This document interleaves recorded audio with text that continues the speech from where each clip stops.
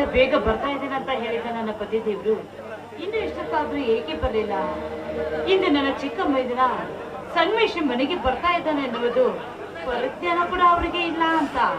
ಓಹೋ, ಅದು ಎಷ್ಟೊತ್ತಿಗೆ ಬರ್ತಾ ಇದ್ದಾರೋ ಬರ್ಲಿ, ಸ್ವಲ್ಪ ಕಾದು ನೋಡಿದ್ರೆ ಆಯ್ತು. ನಾನು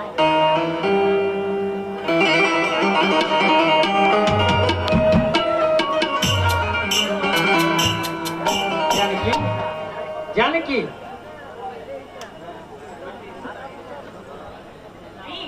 ಬನ್ರಿ, ನಾನು ನಿಮ್ಮ ದಾರಿಯನ್ನೇ ಕಾಯ್ತಾ ಇದ್ದೆ. ಅಲ್ಲ ರೀ, ಇವತ್ತು ನನ್ನ ಚಿಕ್ಕ ಮೈದಿನ ಸಂಗಮೇಶ್ ಬರ್ತಾ ಇದ್ದಾನೆ ಅನ್ನೋದು ಗೊತ್ತಿದ್ದರು ಅಷ್ಟಕ್ಕೆ ಲೇಟ್ ಮಾಡಿ ಬರ್ತಾ ಇದ್ದಾರಾ ನೀವು? ಜಾನಕಿ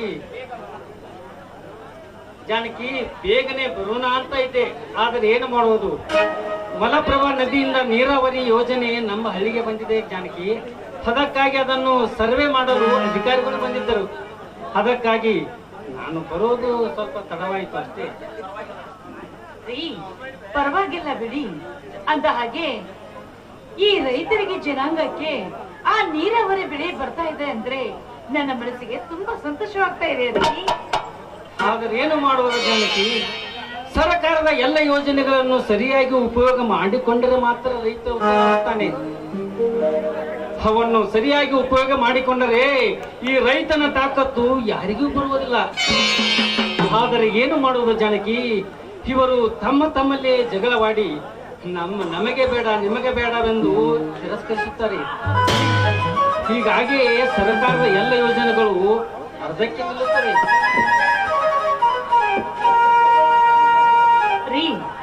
ಈ ನಮ್ಮೂರಿನ ಜನಕ್ಕೆ ಅದು ಯಾವಾಗ ಬುದ್ಧಿ ಬರ್ತಾ ಇದೆಯೋ ಏನೋ ಆ ದೇವರಿಗೆ ಗೊತ್ತು ಅಂತ. ಹೌದು ಜಾನಕಿ, ಈ ನಮ್ಮ ನಾಡಿನ ಕೆಲವು ಹಳ್ಳಿಗಳಲ್ಲಿ ಎಲ್ಲ ನೀರಾವರಿ ಯೋಜನೆಗೆ ಬಂದಿರತಕ್ಕಂತ ಪಂಪ್ ಸೆಟ್ಟು ಎಲ್ಲವೂ ತುಕ್ಕು ಹಿಡಿದು ಹಾಳಾಗಿ ಹೋಗಿವೆ. ಒಂದೊಂದು ಹಳ್ಳಿಯಲ್ಲಿ ಆ ಮಷಿನ್ಗಳನ್ನೇ ಮಾರಿಕೊಂಡು ತಿಂದಿದ್ದಾರೆ. ಅದಕ್ಕೆ ಏನು ಮಾಡುವುದು ಜಾನಕಿ? ಏನು ಮಾಡುವುದು? ನೋಡಿ ಸ್ವಾಮಿ, ನೀವು ಯಾವುದಕ್ಕೂ ಚಿಂತೆ ಮಾಡಬೇಡಿ ನೀವು. ಯಾಕೆಂದ್ರೆ ಆ ನೀರಾವರಿ ಜನಾಂಗಕ್ಕೆ ನೀವು ಸರ್ಕಾರದಿಂದ ಬಂದಿದ್ದು ಎಲ್ಲವನ್ನು ಲಾಭ ತೆಗೆದುಕೊಳ್ಬೇಕು. ಯಾಕೆಂದ್ರೆ ಸರ್ಕಾರ ಲಾಭ ಕೊಡ್ತಾ ಇದೆ ಅಂದ್ರೆ ರೈತರಿಗೆ ಅದನ್ನು ಬಿಡಬಾರ್ದು ನೀವು. ನಿಜ ಜಾನಕಿ, ತುಂಗಭದ್ರಾ ವರದಾ ನದಿಗಳ ನೀರನ್ನು ನಮ್ಮ ಕರ್ನಾಟಕದ ಜನರು ಉಪಯೋಗ ಮಾಡಿಕೊಳ್ಳದೆ ಹಾಗೆ ಬಿಡುತ್ತಾರೆ. ಅದೇ ಆಂಧ್ರದ ಜನರು ಅದನ್ನು ಉಪಯೋಗ ಮಾಡಿಕೊಂಡು ಲಕ್ಷಾಂತರ ಎಕರೆ ಭೂಮಿಯನ್ನು ನೀರಾವರಿ ಮಾಡಿದ್ದಾರೆ. ಇದೇನೋ ನಮ್ಮ ಕರ್ನಾಟಕ ಜನರು ಅದಷ್ಟು ಮುಟ್ಟಾಳರು ತಿಳಿಯದಾಗಿದೆ ಜಾನಕಿ, ತಿಳಿಯದಾಗಿದೆ. ಹೋಗ್ಲಿ ಬಿಡಿರಿ, ಅದ್ರ ಬಗ್ಗೆ ಏಕೆ ಇಷ್ಟು ತಲೆ ಕೆಡಿಸಿಕೊಳ್ತಾ ಇದ್ದಾರಾ ನೀವು? ಇಂದು ಮನೆಗೆ ನನ್ನ ಮೈದನ ಬರುವ ಸಮಯ ಆಗಿದೆ. ನಡೀರಿ, ಮೈದನ ಜೊತೆ ನೀವು ಆಯ್ತು ಜಾನಕಿ, ಈ ಎಲ್ಲ ಯೋಜನೆಗಳನ್ನು ಸರಿಯಾಗಿ ನಾವು ಸಮರ್ಪಕ ಮಾಡಿಕೊಳ್ಳೋಣ ಅಂತ ಆ ದೇವರಲ್ಲಿ ಬೇಡಿಕೊಳ್ತೇನೆ. ಸಂಗಮೇಶ ಇನ್ನೂ ಬರ್ಲಿಲ್ಲವೇ ಜಾನಕಿ? ಇಲ್ಲ ರೀ, ಇನ್ನು ಬಂದೇ ಇಲ್ಲ. ಈಗ ಮನೆಗೆ ಬರುವ ಸಮಯ ಆಗಿದೆ ನನ್ನ ಮೈದನ. ಹಾಗಾದ್ರೆ ಅವನು ಬರುವಷ್ಟರಲ್ಲಿ ಒಂದು ಸಂಭ್ರಮದ ಗೀತೆ ಹಾಡೋಣವೇ? ಓಹೋ, ರಾಯರಿಗೆ ಏನು ಕಡಿಮೆ ಇಲ್ಲ ಇದಕ್ಕ ಅಂತ ಅಲ್ಲ. ಮನೆಯಲ್ಲಿ ಮೈದನ ಇಲ್ಲ ಅಂದ ಮಾತ್ರಕ್ಕೆ ಸುರು ಹಚ್ಚಿಕೊಂಡು ಬಿಟ್ರ ಈಗಿನ ರಾಗನ. ಆಯ್ತು ರೀ, ಪತಿಯ ಮನಸ್ಸು ಗೆಲ್ಲುವುದು ಈ ಸತಿಯ ಧರ್ಮ. ಈಗಲೇ ನಿಮ್ಗೋಸ್ಕರ ಹಾಡುವೆ ನಾನು.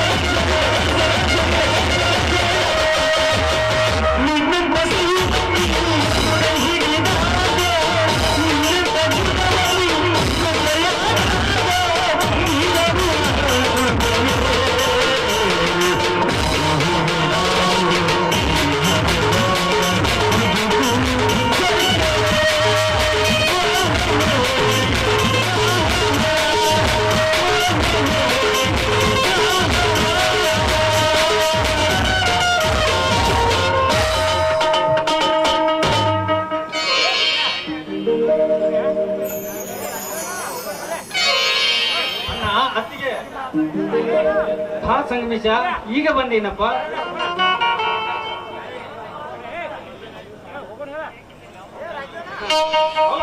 ಟ್ರೈನ್ ಬರೋದು ಸ್ವಲ್ಪ ತಡವಾಗಿ ಬಂದಿತ್ತು, ಅದಕ್ಕೆ ಬರೋದು ಎಷ್ಟೊತ್ತಾಯ್ತು. ಅತ್ತಿಗೆ ಚೆನ್ನಾಗಿದ್ದೀರಾ? ಪಾರಪ್ಪ ಮೈದಿರಾ, ಚೆನ್ನಾಗಿದ್ದೀನಿ.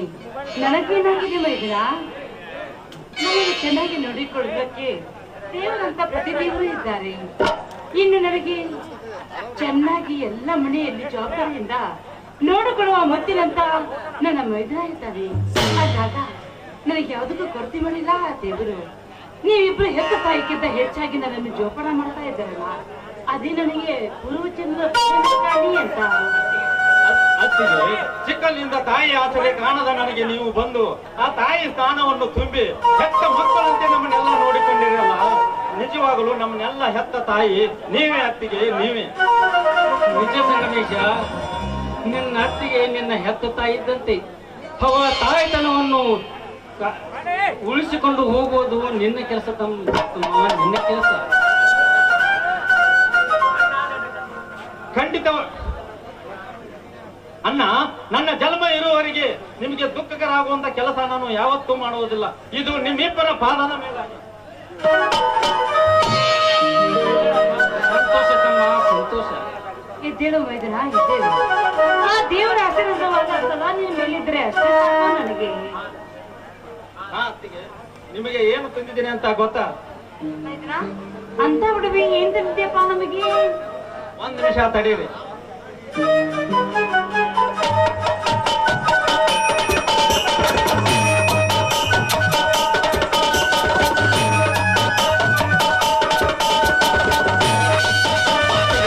ಈ ಸೀರೆ ನಿಮಗೆ.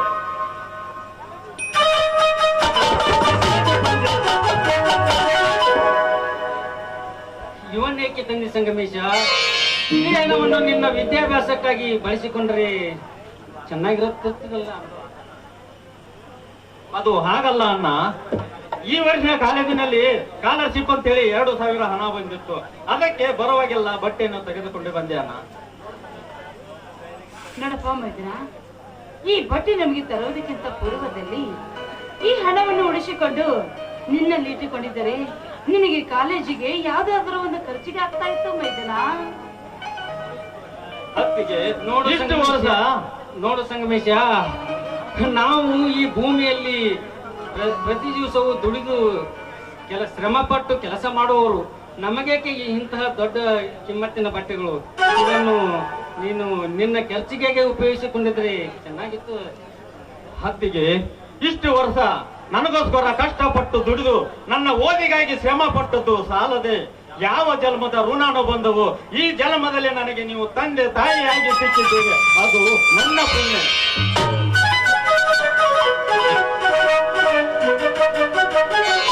ಅಣ್ಣ, ಅತ್ತಿಗೆ, ಬಾ ಮೈಲಾರಿ, ಯಾರು ಬಂದಿದ್ದಾರೆ ಅಂತ ನೋಡು. ಓ ಸಂಗಮೇಶ, ಈಗ ಬಂದೇನಪ್ಪ? ಯಾವಾಗ ಬಂದೆ ಸಂಗಮೇಶ? ಈಗ ತಾನೇ ಬಂದೆ ಅಣ್ಣ. ನಿನ್ನ ಪ್ರಯಾಣ ಎಲ್ಲ ಸುಖಕರವಾಗಿತ್ತಲ್ವೇ? ಚೆನ್ನಾಗಿದ್ದೇನೆ. ಪರೀಕ್ಷೆ ಹೇಗೆ ಬರ್ದಿಯಪ್ಪ? ಪರೀಕ್ಷೆ ಹೇಗೆ ಬರ್ದಿಯಪ್ಪ? ನೀನು ನಮ್ಮ ತಾಲೂಕಿಗೆ ರ್ಯಾಂಕ್ ಬರ್ಬೇಕಪ್ಪ, ರ್ಯಾಂಕ್ ಬರ್ಬೇಕು. ರೈತರ ಮಕ್ಕಳು ಯಾತರಲ್ಲೂ ಕಡಿಮೆ ಇಲ್ಲ ಅನ್ನೋದನ್ನ ನೀನು ಸಾಧಿಸಿ ಖಂಡಿತವಾಗೂ ನಿಮ್ಮೆಲ್ಲರ ಆಸೆಯನ್ನು ಈಡೇರಿಸುತ್ತೇನೆ. ಇದು ಸತ್ಯ, ಸತ್ಯ. ಹೌದಪ್ಪ ಮೈದನ, ಆ ನಂಬಿಕೆ ನನಗಿದೆ. ಯಾಕೆಂದ್ರೆ ಈ ನಮ್ಮ ಮನೆಯಲ್ಲಿ ದೊಡ್ಡ ಆಫೀಸರ್ ಅಂತ ಯಾರೂ ಇಲ್ಲ. ಈ ನಮ್ಮ ಮನೆಗೆ ದೊಡ್ಡ ಆಫೀಸರ್ ಆಗಿ ಈ ಮನೆಗೆ ಬರಬೇಕಾದ್ರೆ ನೀನೇ ಅಂತ ನಾನು ನಿನ್ನ ಮೇಲೆ ನಂಬಿಕೆ ಇಟ್ಟುಕೊಂಡಿದ್ದೇನೆ.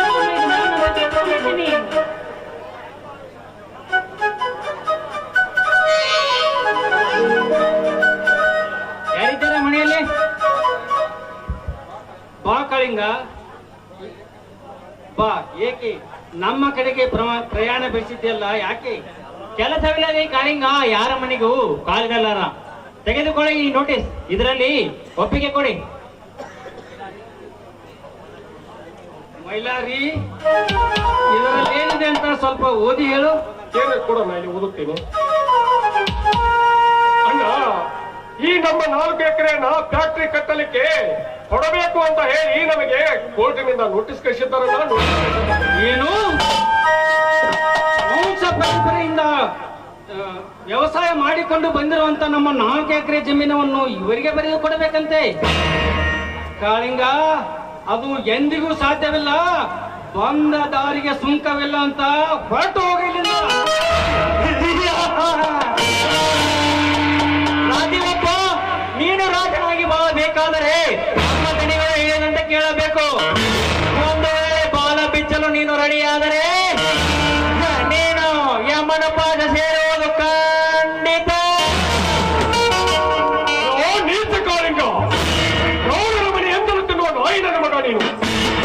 ನಿಮ್ಮ ಗೌಡರ ಬಲಕ್ಕೆ ಹೆದರಿ ನಮ್ಮ 4 ಎಕರೆಯನ್ನು ನಾವು ಕೊಡುವುದಿಲ್ಲ. ಏನು ಮಾಡುತ್ತೀರೋ ನೋಡ್ರಿ. ಲೇ ಮೈಲಾರಿ, ಈ ನಿಯತ್ತಿನ ನಾಯಿ ಯಾವತ್ತು ನಮ್ಮ ಗೌಡರ ಸೊತ್ತು.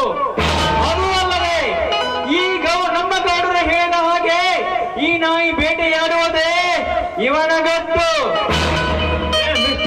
ಯಾರು ನೀನು? ಇಲ್ಲಿಂದ ಸುಮ್ಮನೆ ಹೊರಟು ಹೋಗುತ್ತೋ ಇಲ್ಲ ಪೊಲೀಸ್ ಕಂಪ್ಲೇಂಟ್ ಕೊಟ್ಟು ಒದ್ದು ಒಳಗೆ ಹಾಕಿದ್ರು? ಕಂಪ್ಲೇಂಟ್ ಇಡೀ ಸರ್ಕಾರ ಎನ್ನುವ ದಣಿಯ ಕೈಯಲ್ಲಿರುವಾಗ ನಿನ್ನ ಪೊಲೀಸ್ ಕಂಪ್ಲೇಂಟ್ ಕೇವಲ ನನ್ನ ಪ್ರಣಯಕ್ಕೆ ಸಮಾನ.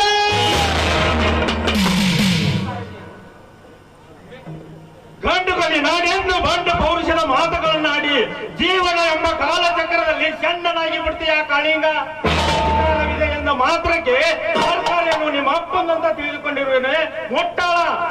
ಈ ಕಾರಣಕ್ಕೂ ನಮ್ಮ ಆಸ್ತಿಯನ್ನು ಬಿಟ್ಟು ಕೊಡುವುದಿಲ್ಲ. ಸುಮ್ಮನೆ ಇಲ್ಲಿಂದ ಹೊರಟು ಹೋಗ್ತಾ ಇರಬೇಕು. ಸರ್ಕಾರ ಎಂದರೆ ನಮ್ಮ ದಣಿ, ದಣಿ ಎಂದರೆ ನಮ್ಮ ಸರ್ಕಾರ. ಸುಮ್ಮನೆ ರಾಜೀವಪ್ಪ, ಸುಮ್ಮನೆ ಹೊಲ ಕಟ್ಟರೆ ಸರಿ, ಇಲ್ಲದಿದ್ದರೆ ಇಲ್ಲಿ ನಡೆಯುವುದು ಬೇರೆನೆ. ಯಾರೋ ನೀನು ನಮ್ಮ ಮನೆ ಬಾಗಿಲವರೆಗೆ ಬಂದು ನಮಗೆ ಇಷ್ಟೊಂದು ಸಕ್ಕಿನಿಂದ ಮಾತನಾಡ್ತಾ ಇದೆಯಲ್ಲ, ಯಾವ್ದು ನಿನ್ನ ಆಸ್ತಿ? ನೋಡಿ, ಗಂಡಸರು ಮಾತನಾಡುವಾಗ ಹೆಂಗಳೆಯರು ಬರಬಾರದಂತೆ. ಬಂದರೆ ಬಾಯಿ ಮುಚ್ಚ ಹುಚ್ಚ ನಾಯಿ, ನಮ್ಮ ಮನೆ ಬಾಗಿಲವರೆಗೆ ಬಂದು ನಮಗೆ ಇಷ್ಟೊಂದು ಸಕ್ಕಿನಿಂದ ಮಾತನಾಡ್ತಾ ಇದೆಯಲ್ಲ, ಈ ಆಸ್ತಿ ಕೇಳೋದಕ್ಕೆ ಬಂದಿದ್ಯೇನಾ? ಈ ಆಸ್ತಿ ಏನು ನಿಮ್ಮ ಅಪ್ಪಂದೇನಾ? ನಿಮ್ಮ ಅಪ್ಪನಿಂದ ಬಿಟ್ಟು ಕೊಡೋದಕ್ಕೆ ಸಾಧ್ಯವಿಲ್ಲವೇ ನಿನಗೂ? ನಾವಿಷ್ಟು ತಿಳಿಸಿ ಹೇಳಿದರೂ ಕೇಳಲಿಲ್ಲವೆಂದರೆ ಅದು ನಿಮ್ಮ ಹಣೆಯ ಬರಹ. ಎಡೆ ಹೆಚ್ಚಿದ ಕಡೆ ಸರ್ಪವನ್ನು ಕಳೆದು ಆದರೆ ಒಬ್ಬ MLA ಎದುರು ಹಾಕಿಕೊಂಡು ಬಾಳುವುದೆಂದರೆ ಅದು ಹೊತ್ತದ ಬಾಯಲ್ಲಿ ಕಾಯಿಟ್ಟ ಹಾಗೆ. ನೀಚ ಕಾಳಿಂಗ, ನಿಮ್ಮ ಗೌಡ ನನ್ನ ಮತ್ತೆ ನಡೆಯುವಂತ ಈ ಯುದ್ಧದಲ್ಲಿ ನಿನ್ನ ಮನ ಸಮಾಧಿ ಆಗೋದು. ಇಲ್ಲಿಂದ ಸುಮ್ಮನೆ ಕಾಲು ಕಿತ್ತು ಹೋದರೆ ಸರಿ, ಇಲ್ಲದಿದ್ದರೆ ನಮ್ಮ ಇಬ್ಬರ ನಡೆಯುವ ಯುದ್ಧದಲ್ಲಿ ಮೊದಲನೇ ಸಮಾಧಿ ಏನಾಗುವುದು? ದೀಪ ಆರುವಾಗ ಪ್ರಜ್ವಲಿಸುವುದಂತೆ.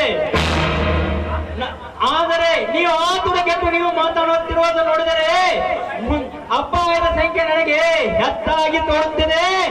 ಅದರ ಬಗ್ಗೆ ಎಚ್ಚರವಿರಲಿ.